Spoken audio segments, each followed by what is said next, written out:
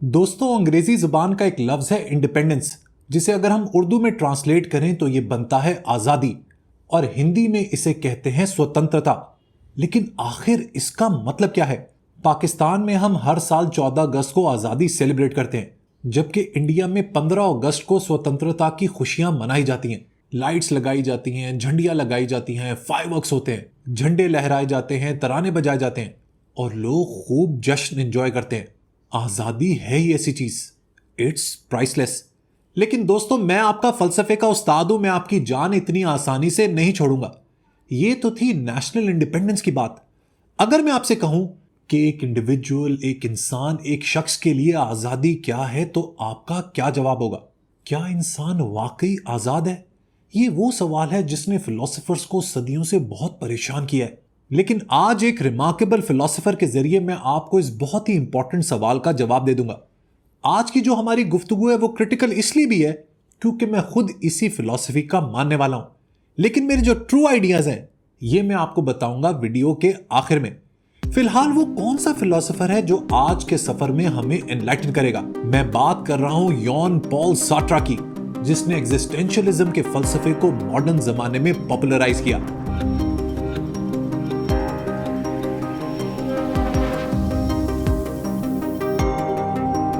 देखिए, बुक बड़ी कदीम जमाने से फिलोसोफर्स ये सोचते आए हैं कि इंसान होना क्या है। What is it being a human?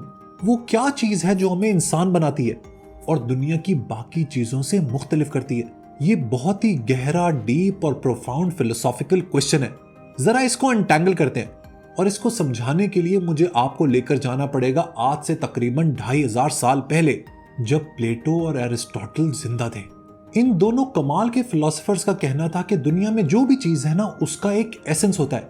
लेकिन सवाल यह है कि आखिर ये एसेंस क्या है? एसेंस कहते हैं उस क्वालिटी को जो किसी भी चीज की कोर प्रॉपर्टी होती है।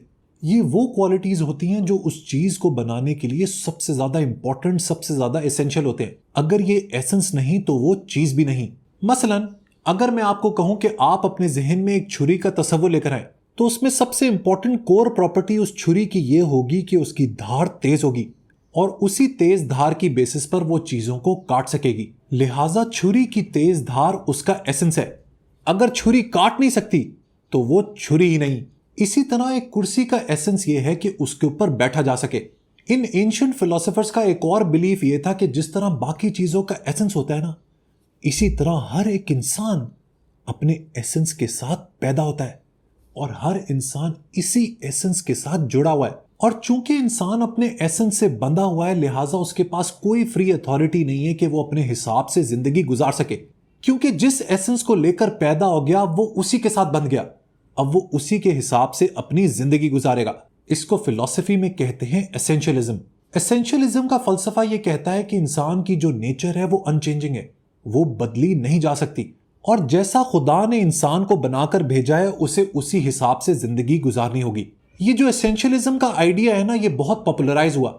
इनफैक्ट ये हर सोसाइटी की, हर मुआशरे की बुनियाद बन गया, स्पेशली मजहब परस्त लोगों की। लोगों ने ये मानना शुरू कर दिया, ये उनके ईमान का हिस्सा बन गया कि जैसा तुम्हें खुदा ने बनाकर भेजा है वैसे ही तुम्हें एक्ट करना है। तुम्हारी जिंदगी में जो कुछ भी होगा वो होगा बहुक्म इलाही। But this was bound to change, क्योंकि 19वीं सदी के अवाइल में एक ऐसा फिलोसोफर आया जिसने इस सोच को चैलेंज किया। इसका नाम था सोरेन केकेगार्ड। केकेगार्ड ने इंडिविजुअल की इंडिपेंडेंस को अपनी थॉट का मरकज बनाया, अपना सेंटर ऑफ ग्रेविटी बनाया। उसका कहना था कि हर शख्स के पास भरपूर आजादी है कि वो अपनी मर्जी से अपनी जिंदगी को डायरेक्शन दे सके। केकेगार्ड का इस बात पर भरपूर यकीन था कि हमारी जिंदगी किसी डिवाइन फोर्स के हाथों में नहीं है, बल्कि हमारी जिंदगी चलती है हमारे डिसीजंस पे, और इन डिसीजंस के पीछे होती हैं हमारी इंडिपेंडेंट चॉइसेस जो हमारे कंट्रोल में होती हैं। केकेगार्ड के इन पाथ ब्रेकिंग आइडियाज को उस वक्त के ज्यादातर लोगों ने रिजेक्ट कर दिया, लेकिन उन्हें क्या पता था कि दूर वेटिंग इन द शैडोज खड़ा है एक ऐसा फलसफी जो हमेशा के लिए वेस्टर्न फिलॉसफी की बुनियादों को हिलाकर रख देगा। मैं बात कर रहा हूं द ग्रेट, द उबरमेंश फ्रीडरिक नीचा की।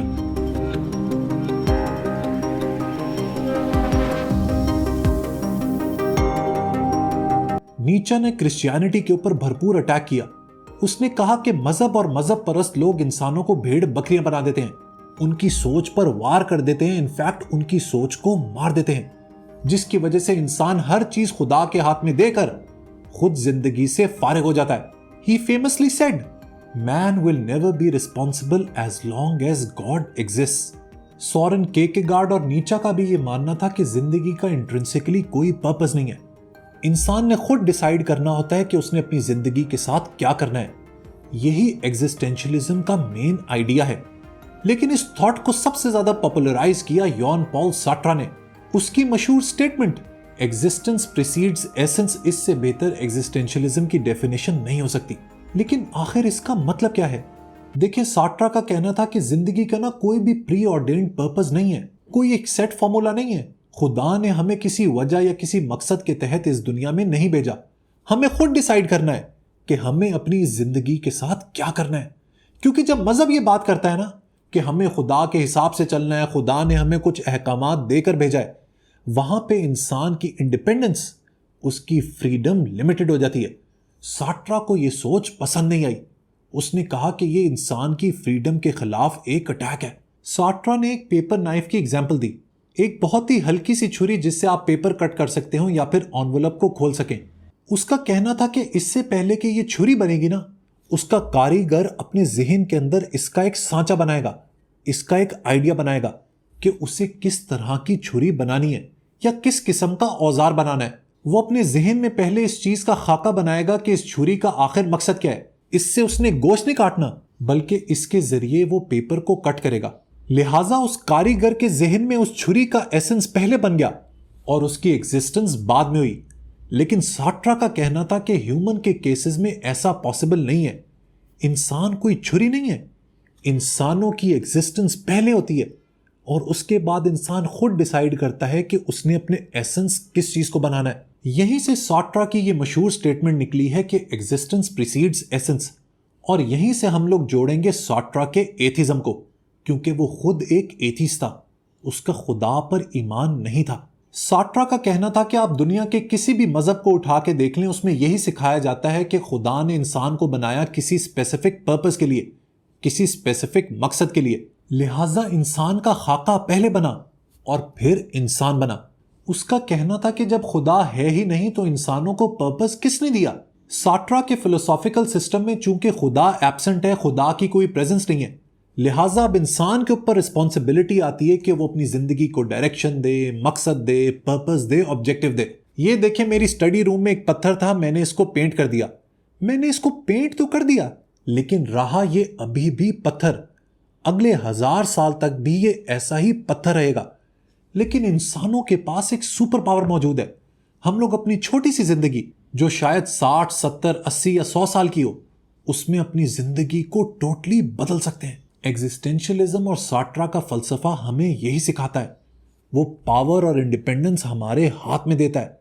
सार्ट्रा का कहना था कि भाई तुम इंसान हो, तुम्हारे पास चॉइसेस हैं और उन चॉइसेस को चूज करना तुम्हारा काम है। अपनी रिस्पॉन्सिबिलिटी किसी खुदा के ऊपर ना डालो, बल्कि take ownership of your actions. लेकिन दोस्तों, इस फ्रीडम में एक मसला है, और वो मसला ये है कि this freedom comes with great responsibility. देखिए, सार्ट्रा के मुताबिक हम अपने एक्शंस के, अपने अमाल के खुद जिम्मेदार हैं। कोई दूसरा इंसान, कोई सोसाइटी या फिर इवन खुदा हमारे एक्शंस के लिए रिस्पॉन्सिबल नहीं है। अब चूंकि हम आजाद हैं, लिहाजा इस आजादी के साथ आती है एक रिस्पॉन्सिबिलिटी जो इंसान के ऊपर बोझ बन जाती है। ये आजादी उसे फ्रीडम तो देती है, हैप्पीनेस तो देती है, लेकिन उसके साथ साथ उसके कंधों के ऊपर रिस्पॉन्सिबिलिटी भी डाल देती है। सार्ट्रा के फलसफे के मुताबिक अब इंसान के पास कोई बहाने का चांस नहीं, कोई एक्सक्यूजेस नहीं, कोई ड्रामेबाजी नहीं कि वो अपनी रिस्पॉन्सिबिलिटी किसी और के ऊपर डाल दे।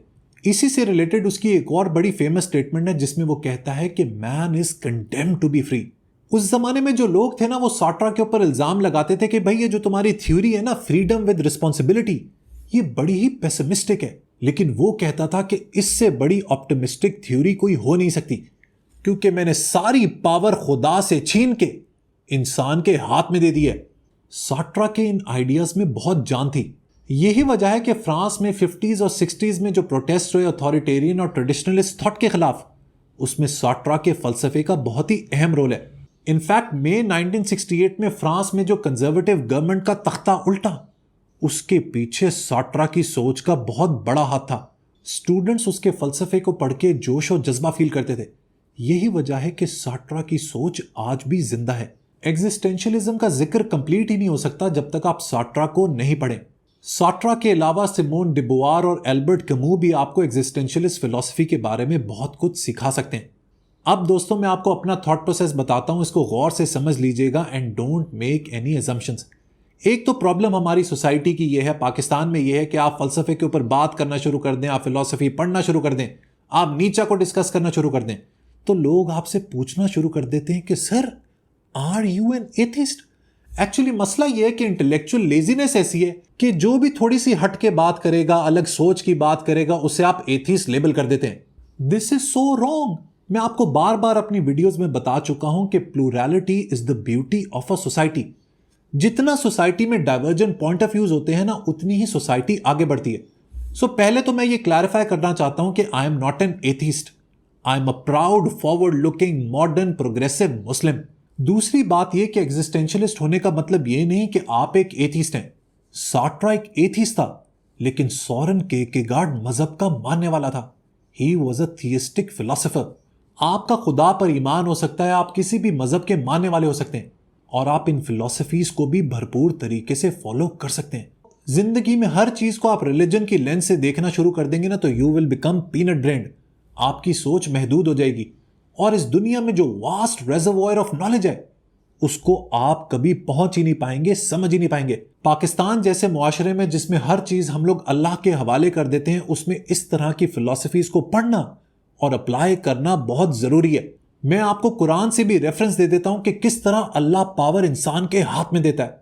सूरह रात chapter number 13 verse number 11, Allah will not change the condition of people until they do not change what is in themselves। खुदा तब तक लोगों की हालत नहीं बदलता जब तक वो अपने आप को अंदर से ना बदल ले। मैं एक एग्जिस्टेंशियलिस्ट हूं। मैं अपनी जिंदगी को अपने हिसाब से, अपने मकसद से, अपने पर्पस से, अपनी जिंदगी के ऑब्जेक्टिव से अलाइन रखता हूं। वो मकसद दोस्तों कुछ भी हो सकता है। वो किताबें पढ़ना हो सकता है, ट्रैवल करना हो सकता है, कम्युनिटी बिल्डिंग हो सकता है, लोगों को एजुकेट करना हो सकता है, दुनिया घूमना हो सकता है। It can be absolutely anything. याद रखें कि जब तक आपको जिंदगी में कंट्रोल फील नहीं होगा, आपको यह लगता रहेगा कि आपको कोई और चला रहा है, कोई और डिवाइन फोर्स आपको कंट्रोल कर रही है, तो ना आपको लाइफ जीने का मजा आएगा और ना आप कुछ वर्थ वाइल अचीव कर पाएंगे। इससे पहले कि हम लोग सिंधी हैं, पख्तून हैं, पंजाबी हैं, महाराष्ट्रियन हैं, बंगाली हैं, मुस्लिम हैं, हिंदू हैं, सबसे पहले हम लोग इंसान हैं। कोई भी बच्चा मजहब को लेकर पैदा नहीं होता। ये तो हम स्टैंप लगाते हैं उसके ऊपर मजहब की, कास्ट की और क्रीड की। मैं आज मुसलमान इसलिए हूं क्योंकि मैं एक मुसलमान घराने में पैदा हुआ। शायद आप हिंदू हो, क्रिश्चियन हो, यहूदी हो, वो सिर्फ इसलिए क्योंकि आपकी पैदाइश एक स्पेसिफिक रिलीजन को मानने वाले घराने में हुई। इस दुनिया में 99% लोग जिस मजहब में पैदा होते हैं उसी मजहब में मर जाते हैं। लिहाजा अगर हम मजहब के फिल्टर को लगाकर अपनी जिंदगी गुजारेंगे ना, तो कहीं ना कहीं ये एक बाइस जिंदगी होगी। It will be a missed opportunity. मजा तो तब है जब आप सब चीजों को भुलाकर as an individual, as a human, अपनी जिंदगी के मकसद को, पर्पस को, ऑब्जेक्टिव को तलाश करें। मेरी बातों के बारे में जरूर सोचिएगा। इस तरह की बातों में डिसीजन लेने के लिए, फैसला लेने के लिए मैंने हमेशा आपको एक लिटमस टेस्ट दिया जिसको मैं रिपीट कर देता हूं। जो भी सोच, आइडियोलॉजी, मजहब या फलसफा आपके अंदर डर पैदा करे, आपके अंदर रेस्टलेसनेस पैदा करे, आपके अंदर खौफ पैदा करे, आपकी सोच की उड़ान को रोके, उसे डिस्कार्ड कर दें। और जो भी आइडियोलॉजी या फिलोसोफर या फिलॉसफी या यूट्यूबर या जो भी टीचर आपकी सोच को उड़ान दे, जिसकी बातें सुनकर आप मोटिवेटेड फील करें, जो आपको सोचने पर मजबूर करे, ऐसे शख्स को और ऐसी आइडियोलॉजी को अपना लिया करें।